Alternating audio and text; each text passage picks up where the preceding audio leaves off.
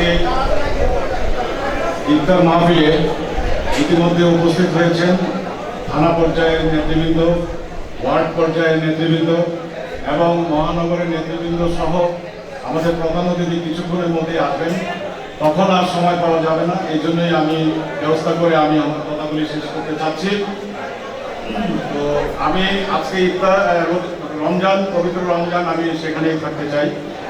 রমজানে আল্লাহ তাআলা বলেন যে তোমাদের জন্য রোজা ফরজ করা হয়েছে, যেমনিভাবে তোমাদের পূর্ববর্তী দলের উপর রোজা ফরজ করা হয়েছিল, যাতে তোমরা তাকওয়া অর্জন করতে পারো। এইখানে কিন্তু মেইন কথাটাই হলো তাকওয়া অর্জন করা। আমরা সকালে সবাই সেহরি খাই, ইফতার করি, মাঝখানে উপবাস করি, এটাকে উপবাস বলা হয়। এই ধরনের উপবাস কিন্তু খ্রিস্টানরাও করে থাকে, হিন্দুরাও করে থাকে, অন্যান্য ধর্মের লোকরাও করে থাকে।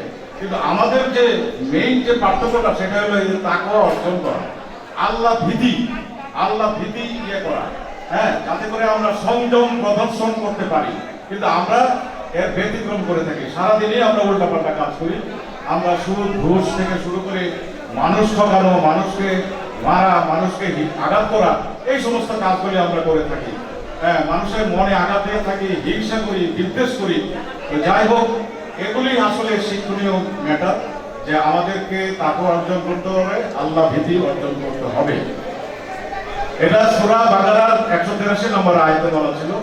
আর সূরা তাওবার 103 নম্বর আয়াতে আল্লাহ তাআলা বলেন যে রোজা ঢাল স্বরূপ।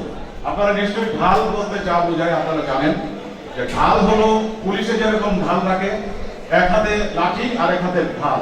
ওই যে যারা মানে রাজপথে আন্দোলন করে তাদের ঢিল টুল ঠেকানোর জন্য এই ঢাল ব্যবহার করা হয়।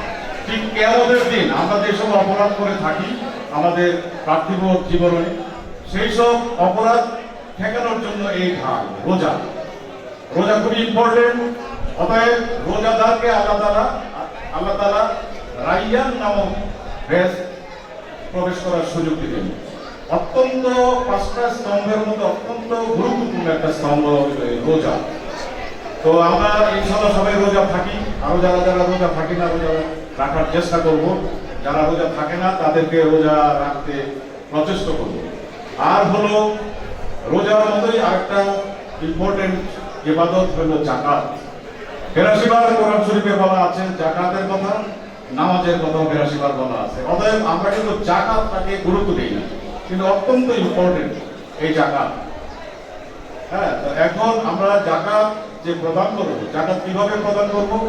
যাকাত আমাদের যে পরিসম্পদ আছে বা আমাদের যে ফিক্সড অ্যাসেট আছে, এই ফিক্সড অ্যাসেটের উপর কোনো যাকাত দিতে হবে না।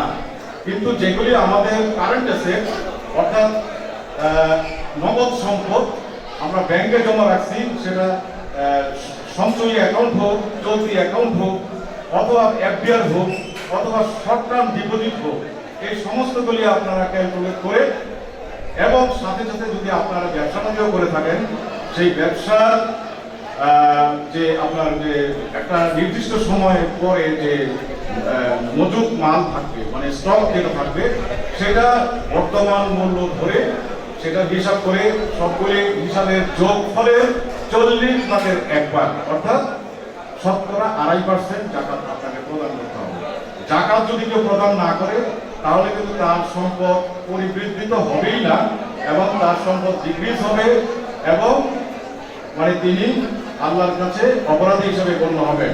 এবং এই জন্য রয়েছে কঠিন শাস্তি, যে শাস্তিটা আমাদের কোরআনে ব্যক্ত আছে যে মানে আপনি যেসব সম্পদ আপনি ফাঁকি দিচ্ছেন, আপনি যাকাত দেন নাই, সেগুলি লোহার পাতের মতো হয়ে গরম হয়ে এগুলি পিছনে সেক দেওয়া হবে।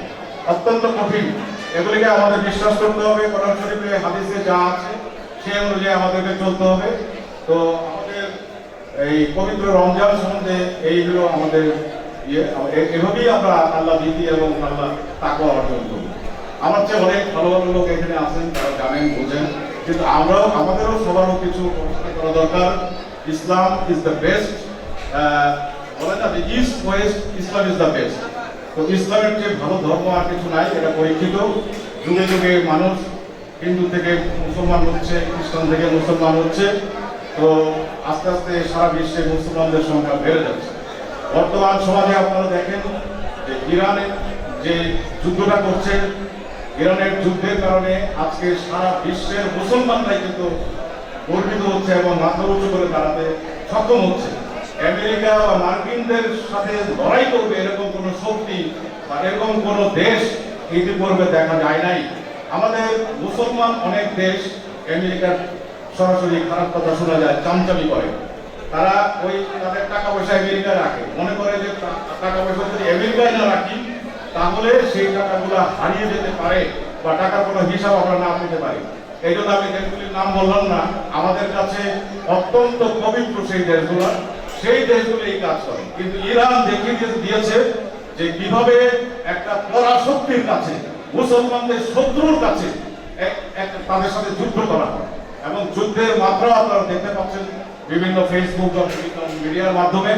অত্যন্ত চমৎকার। আমরা আল্লাহর দরবারে দোয়া করব ইরান যেন একটা বড় ধরনের একটা সাকসেসফুল নিয়ে আসে, আমরা তা আরো গর্বিত হব ইনশাআল্লাহ।